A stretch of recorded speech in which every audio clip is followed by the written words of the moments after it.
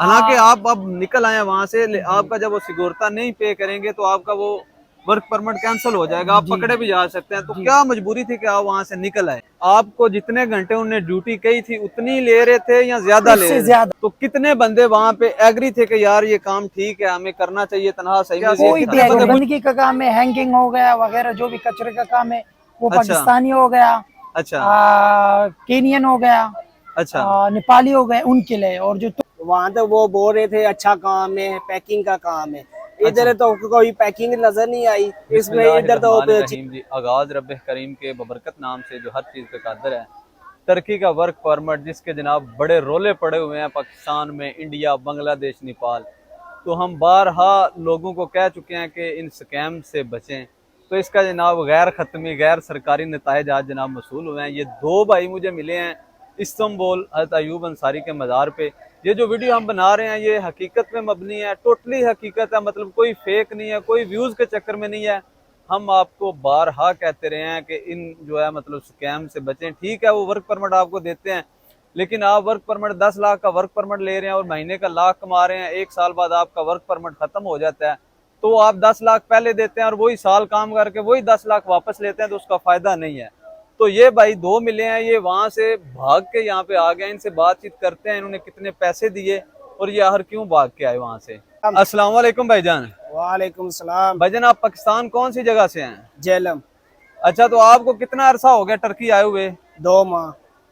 तो आप work permit पे आए थे, कितने का आपने वर्क परमिट लिया था? वर्क परमिट पे हैं तो 8.5 लाख रुपया। कितने घंटे आप वहाँ पे काम करते थे? क्या वजह थी कि आप वहाँ से भाग आए हैं? क्या वहाँ पे मुश्किल काम था, गंदा काम था, क्या सीन था? काम तो मुश्किल था, गंदा भी नहीं, इतना कोई खास गंदा नहीं था, काम मुश्किल था। अच्छा। वजनी भी था। तो ड्यूटी 12 घंटे ड्यूटी थी। तो 12 घंटे की ड्यूटी के दौरान 16 घंटे 17 घंटे बन जाते हैं ये। मतलब 16-17 घंटे काम ले लेते थे? जी, तो 16 से 17 घंटे का काम ले लेते थे, ड्यूटी 12 घंटे। मतलब ये है कि 12 घंटे का बताया था वहां से, तो पाकिस्तान आने से पहले तो यहाँ पे आके 15-15 घंटे ड्यूटी लेते थे। तो आपने फिर वहां से छोड़ क्यों दिया? आपको सैलरी भी मिल रही थी, वर्क परमिट भी था आपके पास, तो क्या वजह आपने छोड़ दिया? वो काम ज्यादा मुश्किल है? काम मुश्किल था, वजनी काम था, इसलिए हमें काम पसंद नहीं आया। अच्छा, मतलब जो आपको वहां से एजेंट ने बताया था, जो सहाने ख्वाब आपको दिखाए थे उसने जी। कि टर्की में ये हो जाएगा वो हो जाएगा, क्या वो सच थे? यहाँ पे आके वैसा ही था या बहुत ज्यादा फर्क था? यहाँ पे आके तो पता चले, वहां तो वो बोल रहे थे अच्छा काम है, पैकिंग का काम है। इधर तो कोई पैकिंग नजर नहीं आई इसमें। इधर तो चिकन ही नजर आया, पैकिंग तो नजर ही नहीं आई। ऐसी मतलब जलीलो खबार हुए हैं। हाँ। तो क्या आपका मशवरा है जो पाकिस्तान से अभी वर्क परमिट पे 8-8, 10-10 लाख दे के आना चाह रहे हैं, वो आए या ना आए? वो आए जरूर, पर इस तरह की कंपनी में नहीं आए। ठीक है, तो बहुत मेहरबानी, बहुत शुक्रिया जी। नाजरीन, इन भाई से बातचीत करते हैं। ये भाई बहुत ज्यादा कमेंट करते थे हमारी वीडियो जो हम वर्क परमिट पे बनाते थे कि यार भाई डंकी से तो बेहतर है बंदा वर्क परमिट पे चला जाए या फिर वीजे पे चला जाए। मैं इन्हें उस वक्त भी कमेंट्स में रिप्लाई भी करता था, लेकिन ये बाज नहीं आए। यहाँ पे आकर इन्होंने मेरे साथ रब्ता किया है और ये उन्होंने कहा कि यार हकीकत जो है वो सब लोगों को बतानी चाहिए। इनसे बातचीत करते हैं। अस्सलाम वालेकुम भाईजान। वालेकुम सलाम। क्या हाल चाल है? ठीक है, अल्लाह का शुक्र है, बस आप सुनाओ। अल्हम्दुलिल्लाह, अल्लाह का एहसान है। तो आप पाकिस्तान किस जगह से हैं? मैं पेशावर से हूँ। अच्छा, तो आप सबसे पहले हमें ये बताएं किस चीज़ से आप इम्प्रेस हुए तो आपने वर्क परमिट के बारे में सोचा? तो जब आप हमारी वीडियोस देखते थे तो आपका क्या रिएक्शन होता था उस वक्त? सही सही बात बतानी है। हाँ। हम तो यही पूछा, मतलब सोच रहे थे कि आदिल भाई बोल रहा है कि मत आओ, यहाँ पर कोई काम नहीं है, ऐसा है, सख्ती है। अच्छा। हाँ, मैं अपने दोस्तों को बोलता था, ये खुद ही मजे कर रहा है, ठीक अब है। हमें रोक रहा है। गालियां वगैरह भी देते थे उस वक्त? पबजी खेल के तौर से गाली। अच्छा, गालियां भी हमें देते थे आप? हाँ हाँ, ऐसा ही है। अच्छा, तो फिर वर्क परमिट आपने कैसे अप्लाई किया और कितने पैसों में अप्लाई किया? ये मैंने पिंडी से अप्लाई किया है, अच्छा एजेंसी से, और तकरीबन 9 लाख खर्चा आया है मेरा। अच्छा। पहले मैंने होटल के लिए अप्लाई किया था, लेकिन वो 3 महीनों के बाद मेरा वीजा रिजेक्ट हो गया था। ठीक है। जी। तो उस 9 लाख में आपकी क्या बात तय हुई थी कि कितने घंटे काम होगा, कितनी तनख्वाह होगी और कौन कौन सी फैसिलिटीज आपको देंगे? उस 9 लाख में यही बात हुई थी कि 8 घंटे का काम होगा और ठीक हमारा है। जो काम होगा वो मीट पैकिंग का होगा। ठीक लेकिन है। जो हमारा पहला दिन था वो हैंगिंग का लगवा दिया था हमें, अच्छा। जो कि बहुत सख्त है। मशीन हैंगिंग भी- में क्या करना होता है, मतलब वो हैंगिंग में अंदर ये से होता वो है- पोर्ट्स और वो दूसरा चीज नहीं, वो मुर्गी आती है, जिंदा मुर्गी, उसे 4-5 किलो का उसे ऐसे उल्टा लटका के मशीन में डालना है, अच्छा वो लगाना है। तेजी और वो का, बिल्कुल स्पीड के साथ आती है, अच्छा तो कोई मौका आपको नहीं देता। वो पीछे से आपको नारे भी लगाते कि फास्ट फास्ट पाकिस्तानी, अच्छा मतलब वो मजाक बना देता है। अच्छा। तो वगैरह जी। तो कितने घंटे जो उन्होंने कॉन्ट्रैक्ट में लिखा था उतनी ड्यूटी ले रहे थे या फिर ज्यादा ले रहे थे? हमसे तो कॉन्ट्रैक्ट में यही लिखा था कि 8 घंटे ड्यूटी है, लेकिन कभी हमसे 11 घंटे लेते थे, कभी 12 घंटे। अच्छा, और काम बहुत ही सख्त था, मतलब जो मतलब वो सख्ती के साथ आपसे ले लेते थे। अगर आप कहते थे कि हमारा कॉन्ट्रैक्ट में ये लिखा हुआ है तो वो क्या कहते थे आपको आपको? देते कि पासपोर्ट लो और जाओ, पाकिस्तान जाओ, अच्छा, कहते थे आपको डिपोर्ट कर देना है। डिपोर्ट करना है बस। तो और आपका धमकी देते पासपोर्ट थे वगैरह मतलब। उनने जमा कर लिया था यहाँ पे? जी, जमा करवाया था। हमारा वर्क परमिट कार्ड भी नहीं इशू कर रहा था। जब हम अगर बात भी कर रहे हैं उनसे कि हमारा वर्क परमिट दो, क्योंकि ये अच्छा। हमारा लीगल हक हक है हमारा।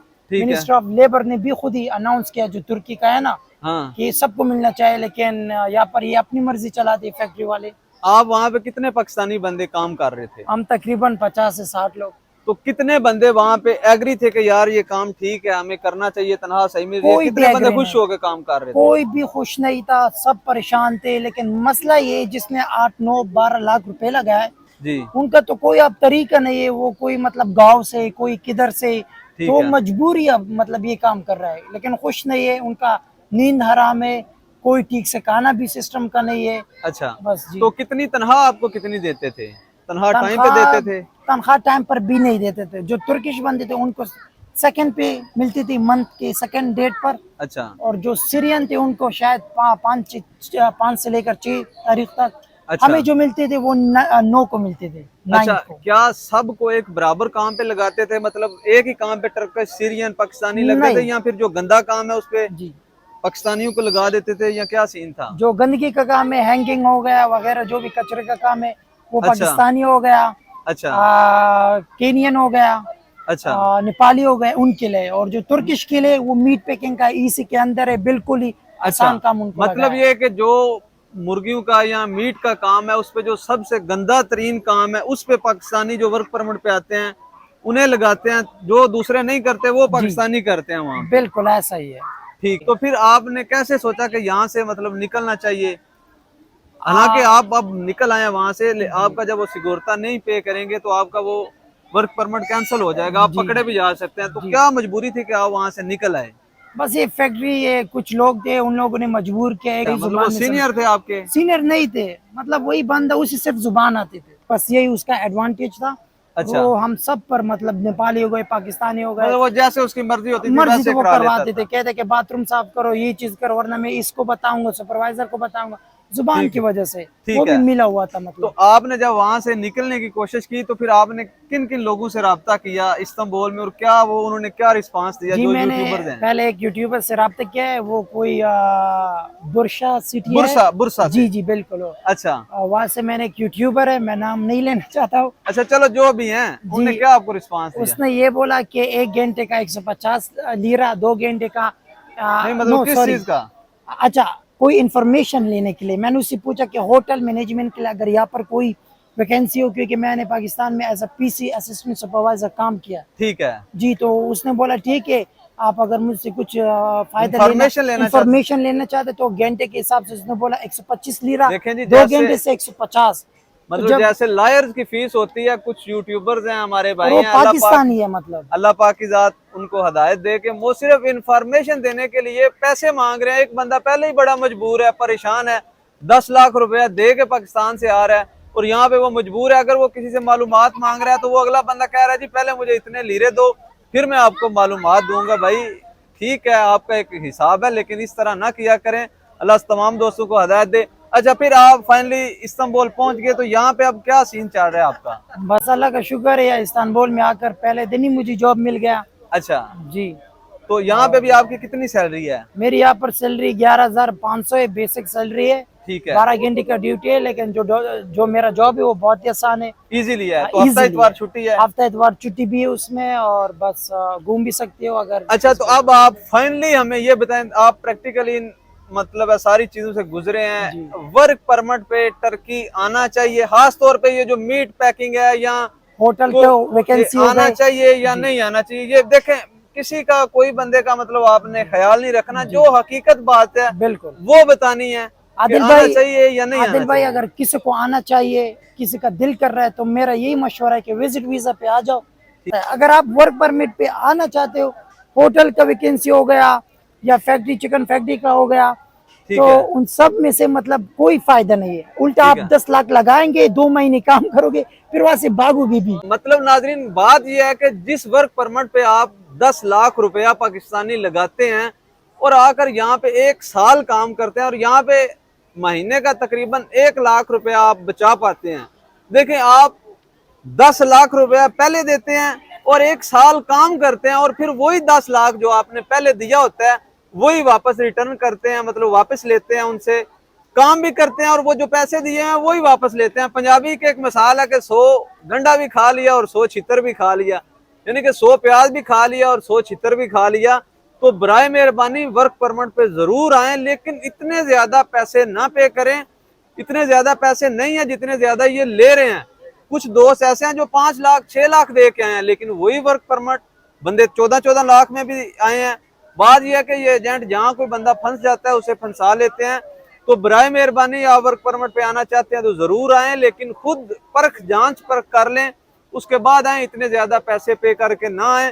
तो जो दोस्त हमें एजेंट्स के लिए कॉल करते हैं या हमें कोई एजेंट दें या किसी एजेंट का फोन नंबर दें, उनसे बहुत ज्यादा माजरत है, क्योंकि हम ना खुद एजेंट है ना किसी के साथ एजेंट है। हमारा मकसद आप तक ऑथेंटिक इंफॉर्मेशन पहुंचाना है, ना कि शुभबाजियां फैलाना है। सोशल मीडिया के जितने भी प्लेटफॉर्म है, फेसबुक, टिकटॉक, ट्विटर, सब पे आदिल संधू सरगोदा के नाम से हमारा अकाउंट है, आप हमें सब पे ज्वाइन कर सकते हैं। बहुत शुक्रिया भाईजान, जी बहुत अल्लाह मेहरबानी, हाफ़िज़। सदा सलामत रहें जी।